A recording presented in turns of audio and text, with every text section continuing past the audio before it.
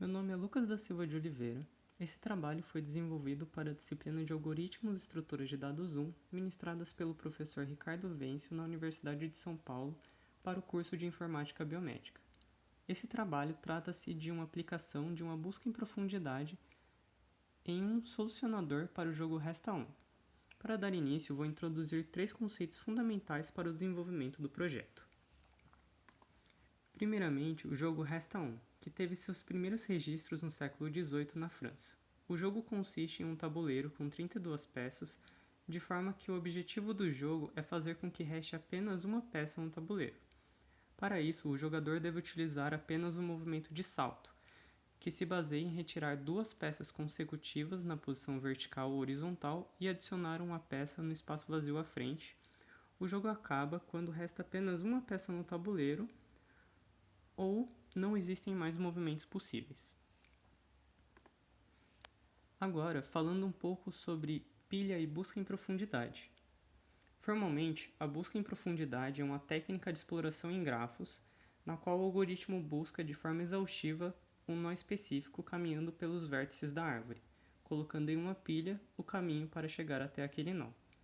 Aqui, como por exemplo, o algoritmo está buscando o nó i.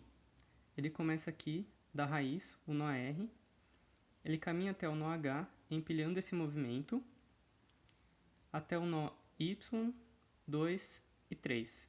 Nesse caminho, ele foi verificando se cada um desses nós era o nó que ele estava buscando, que era o nó I.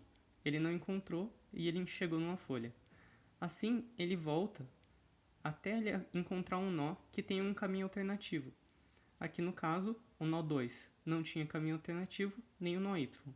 Ele volta até o nó H e vai até o nó I. Aqui ele encontrou o nó que ele estava buscando. Ele registra o caminho que ele fez até aqui na pilha, que foi de R até H e de H até I. Aqui a gente pode ver uma semelhança entre essa estrutura de árvore, a busca em profundidade e o jogo Resta 1. Supondo que o R seja o tabuleiro inicial, que só tenha um espaço vazio e 4 movimentos, o algoritmo ele pode ir buscando em todas as jogadas possíveis até onde ele encontrar um caminho que seja possível que reste apenas uma peça no tabuleiro.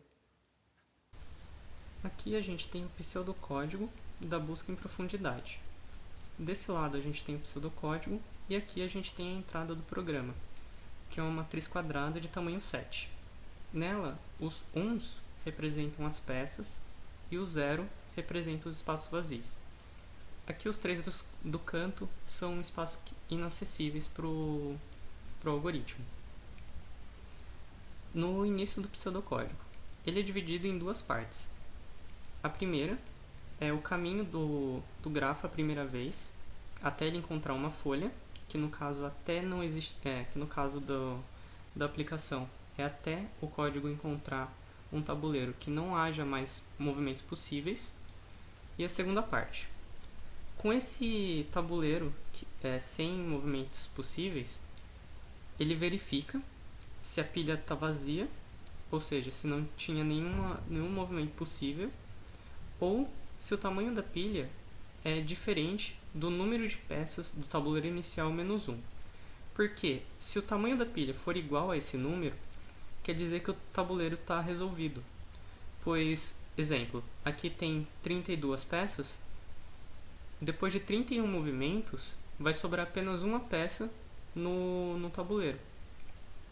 E assim, retornaria a pilha de movimentos no final. Aqui, se nenhuma dessas condições for válida, ele desempilha o último movimento, ele desfaz a jogada no tabuleiro e entra em uma condição, que se houver outra direção disponível naquela peça, naquele tabuleiro, ele movimenta a peça nessa segunda opção, empilha esse movimento e faz 1. Quer dizer, ele movimenta essa peça num caminho diferente e termina o tabuleiro de uma forma arbitrária e continua dentro do enquanto. Se isso não acontecer, quer dizer, se essa peça não tiver outro movimento disponível, o algoritmo ele vai buscar outra peça no mesmo tabuleiro que tenha a propriedade de ter algum movimento para ser feito. Se ele encontrar essa peça, ele vai movimentá-la, empilhar esse movimento e fazer a parte 1 novamente. Se essas duas condições não forem aceitas, o algoritmo ele volta aqui em cima, e se nenhuma dessas condições forem aceitas também, a pilha não tiver vazia e o tamanho dela ser diferente do número para ganhar, então ele vai fazendo esse algoritmo até o final. Então, o retorno dessa função vai ser ou uma pilha vazia, quer dizer que o tabuleiro não tem solução, ou uma pilha cheia, que quer dizer que o tabuleiro ele pode ser resolvido e aquela pilha é a lista de movimentos necessários para ganhar o jogo.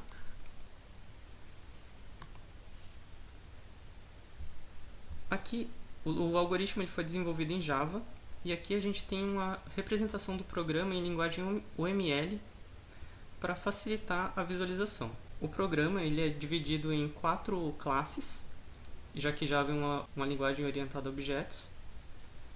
Aqui, o solver resta um teste, ele tem a função main, e essa classe ela só tem a função de enviar o tabuleiro inicial e receber a pilha de movimentos. É apenas uma classe expositiva.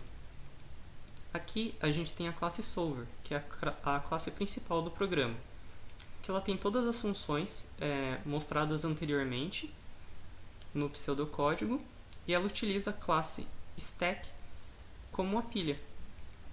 A classe stack ela tem um array list que é feito do objeto próprio jogadas.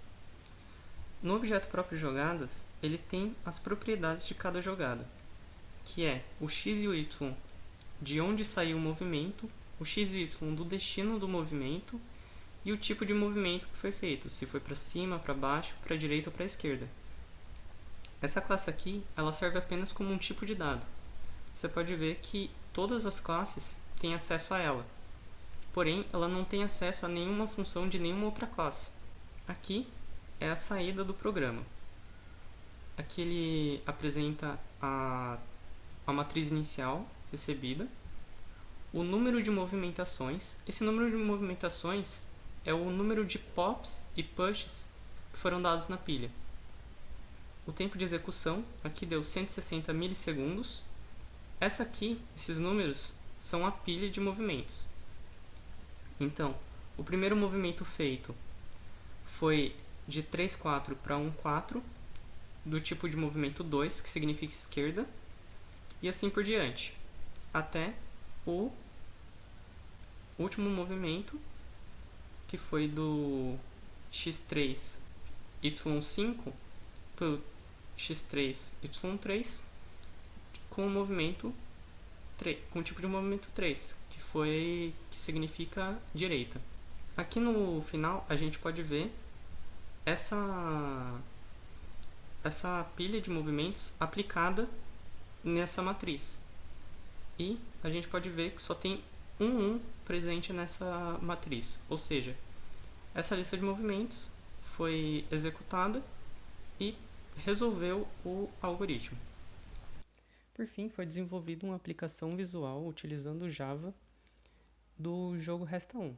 Ela funciona do mesmo jeito que o jogo, e clicando nas peças pretas que podem ser movimentadas, todos os outros quadrados pretos ficam desabilitados e apenas é indicado com a cor vermelha aonde aquela peça pode ser movimentada.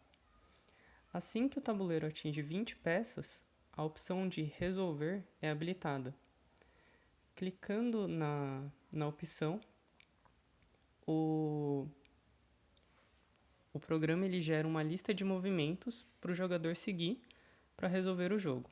Ou o jogador também pode clicar em mostrar resolução para que o próprio programa resolva, mostrando embaixo quais as peças que ele está movendo naquele momento, mas ele está seguindo a lista de movimentos, que no caso é a pilha, ao lado. Aí, no final, clicando em reiniciar, todo o movimento zera e o jogo inicia de novo. Aqui são apresentados dois gráficos que foram gerados a partir do tempo de execução e número de movimentações da pilha que o programa de resolução do Resta 1 fez. Os dados e as matrizes que geraram esses gráficos podem ser encontrados no trabalho escrito e enviado ao professor.